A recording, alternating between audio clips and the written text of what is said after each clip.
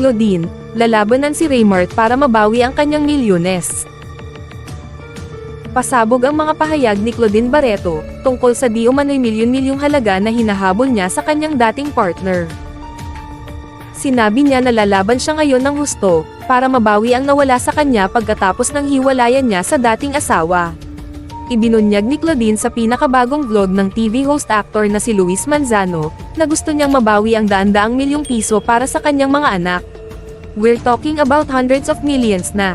Ang iniwan sa akin was 25,000 pesos. Sa isang bangko pa lang was, like, 116 million. Isang bangko pa lang yon. And iniwan was 25,000. And I don't know kung bakit kahit na or whatever, dapat sinasabihan ka ng bangko, di ba?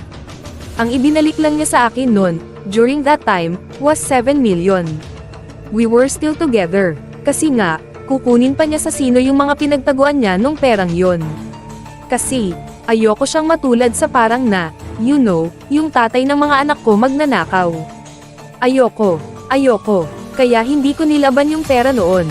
But now na lumalaki yung mga anak ko, tas kukunin mo yung bahay namin, dun na, yun na yung sinabi ng lahat ng tao, okay. Magbabok na tayo, ang pahayag ni Claudine. Kukunin ko na kung ano yung dapat sa akin. Maglabasan na tayo. Sige na, sabi pa ng aktres. Ongoing na raw ang mga kasong ito sa korte. Ipinahayag niya na ang ipinaglalaban niya ay para sa kanyang mga anak, hindi para sa kanyang sarili. Ngayon, since malaki na ang mga anak ko, Sabina wants to study abroad, Santino's in Brent and alam naman natin kung gaano kamahal yon. So, parang since hindi niya nabibigay yung support na in order ng court, hindi nasusunod, parang yun yung sinasabi ng mama na ipaglaban mo, aniya pa. Tinutukoy ni Claudine ay ang ina ni Luis na si Vilma Santos, na laging nandyan para sa kanya habang may pinagdadaanan siyang mahirap. Nang magsama sila sa pelikulang, Anak, noong 2000, naging close sila. Pagpapatuloy ni Claudine, talagang sabi ko, Ate V, pabalik ako. So, kung may mga court cases na naman, baka makaantala yon sa mga projects na darating.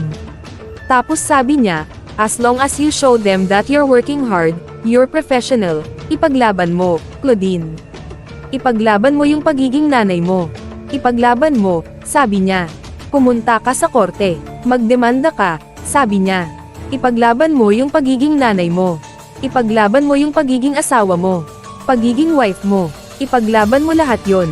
Kunin mo kung ano yung nawala sa'yo, kwento pa ng aktres. And your mom told me lang na, continue working, kasi nandyan na. Nandyan na yung mga trabaho mo. Pero ipaglaban mo.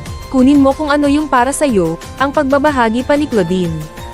What's good with my kids? Kasi as I've said, they tell me everything. Everything talaga. Wala silang tinatago. And I really have good kids. Yun, I think. Doon ako blessed. Doon ako blessed talaga. I never had a problem with Sabina. She doesn't give me problems.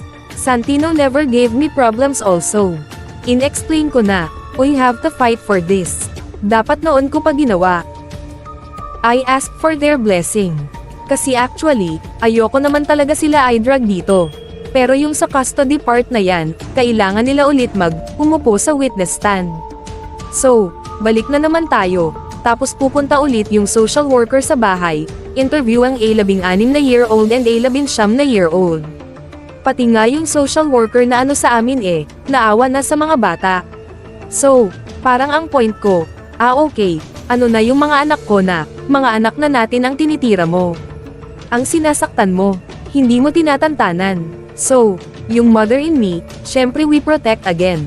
Di ba parang, iba na ta. If I was weak before, ngayon para na akong leon. Do not touch my kids. You're not giving what's for my kids. You took away what's for my kids. So, you have to give it back. Kasi nung una, parang I was weak pa Parang, I couldn't believe na again, gagawin mo to sa mga anak ko. Parang, again, gagawin mo yun, sabi ng aktres.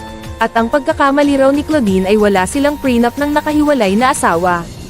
Inamin ding ito ang pinakamahirap na dinadaanan ng aktres sa buong buhay niya.